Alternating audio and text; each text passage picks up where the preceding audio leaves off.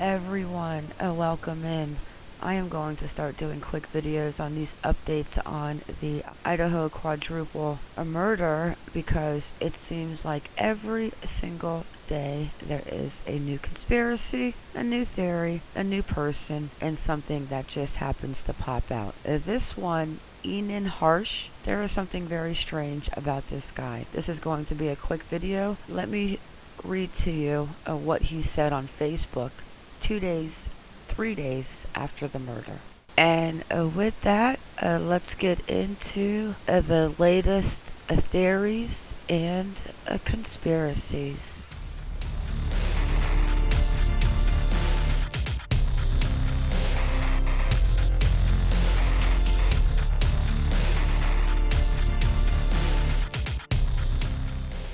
So this was November 15th at 2:16 p.m. Inan Harsh, 4 killed in stabbing across street. No screams, no evidence, and no trace. So like professional killers, but why? On 3 sorority girls, shit doesn't make sense. November 14th. I thought living in Tweakerville was crazy. Now I'm in a Greek row. 4 people found dead in my neighbor's house. So Inan posted on the 15th of November that there was no screams, no evidence in everything he said. Then he goes on to say, a man who lives near the home where 4 University of Idaho students were killed last month has come forward about hearing a scream early on the morning of the attacks in the area of the crime scene, according to a local report. Inan Harsh, a local chef, told the Idaho Statesman he got home around 1:30 a.m. on November 13th after working late. The home at 1122 King Road in Moscow, Idaho, was usually bustling even at that time, he told the news site, but instead, there was not a lot of activity. Hours later, as he began to fall asleep around 4 a.m., he said he heard what sounded like a scream coming from the area of 1122 King. However, Harsh reportedly did not think much of the scream and instead associated it with a party sound rather than one of more negative value.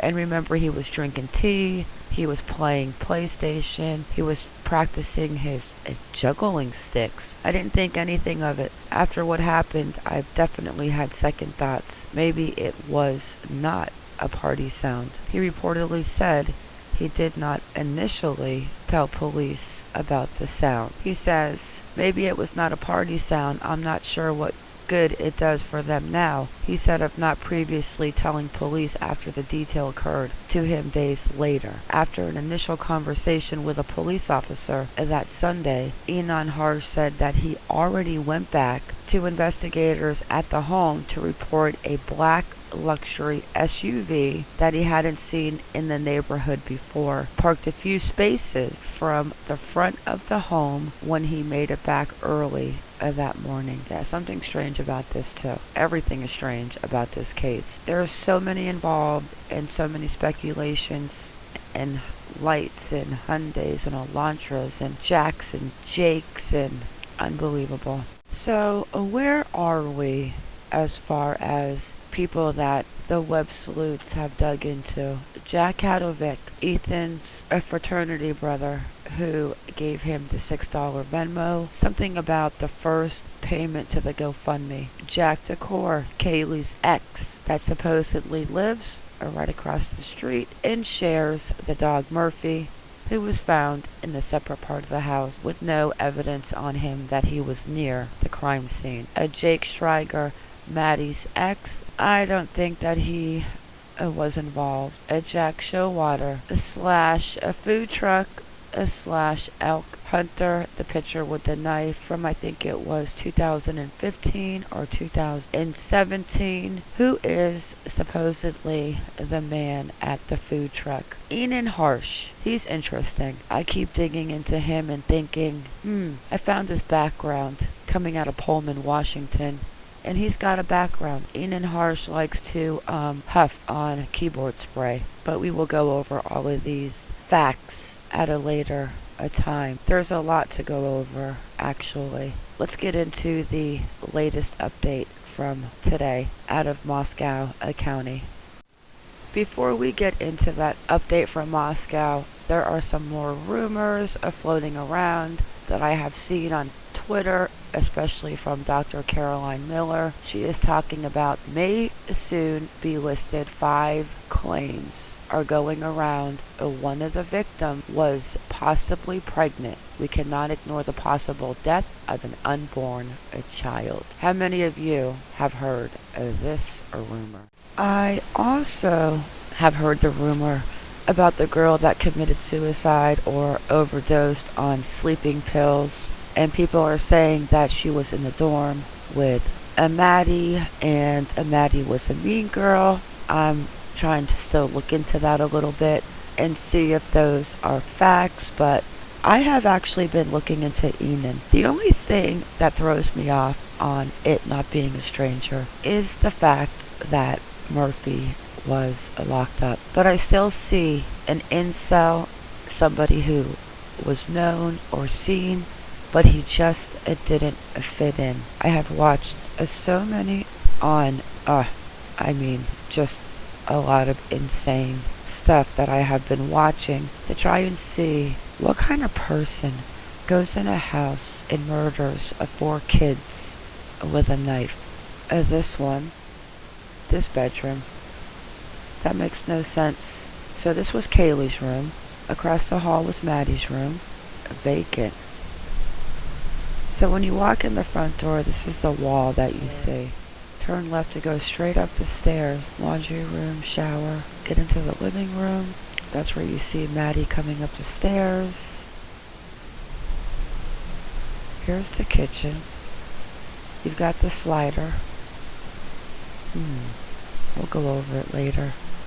This is the update that was out on December 13th of 2022. And let's just see what is new. They're still looking for the Hyundai Elantra, the timeline, the areas where they're looking for surveillance. West Taylor Ave, a northbound, West Palouse River Drive, a southbound, Highway 95 south to the 2700 block of Highway 95 south, Arboretum and Botanical Garden, a westbound. Looking for any surveillance or video from November 12th downtown by the Corner Club and the food truck. They talk about getting into Kaylee having a stalker. They pursued 100 pieces of information, but have not verified or identified a stalker. People who they do not believe are involved. 2 surviving roommates. The male in the grub truck surveillance video. Why do they not say show water?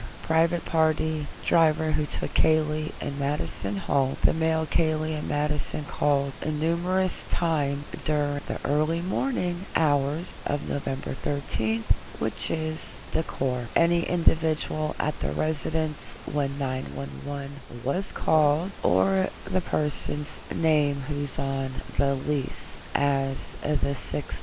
They say that there are currently no suspects are in custody and no weapon has been located, but they do not say that they do not have a person of interest. They talk about Murphy being unharmed.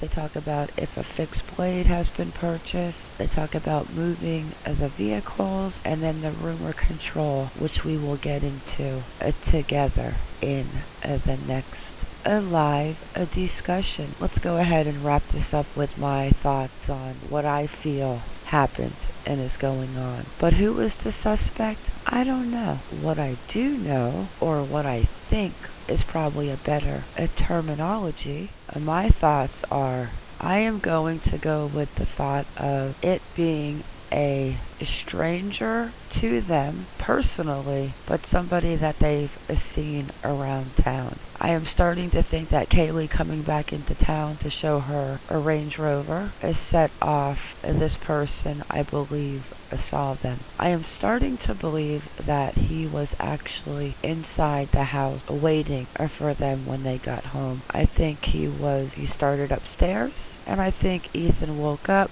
He had to take care of Ethan because Ethan probably saw him, and then Santa woke up and he had to unfortunately kill her too. Danny Rawlins has been in my mind from the second week of this crime. I can almost see the stalker watching from those bushes up on that hill in the trees. So I went and I googled the weapon that Danny Rawlins used.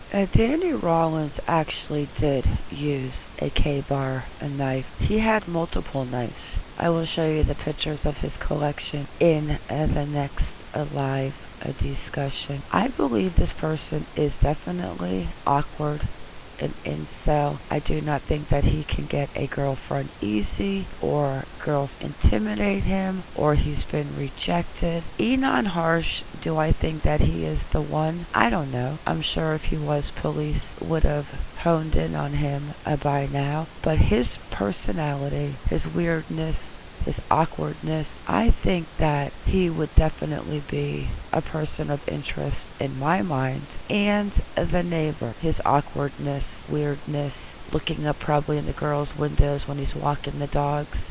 But do I believe he did it? I don't think so. But it's somebody on the lines of that. Just somebody who never fit in. Maybe he's got erectile dysfunction.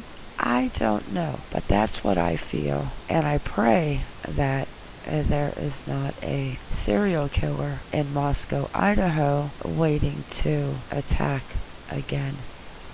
That is it for this video, guys. I will see you in the next update so we can discuss the latest in the Idaho 4 quadruple murder. I cannot believe it is a month and 1 day and the killer is still walking the streets.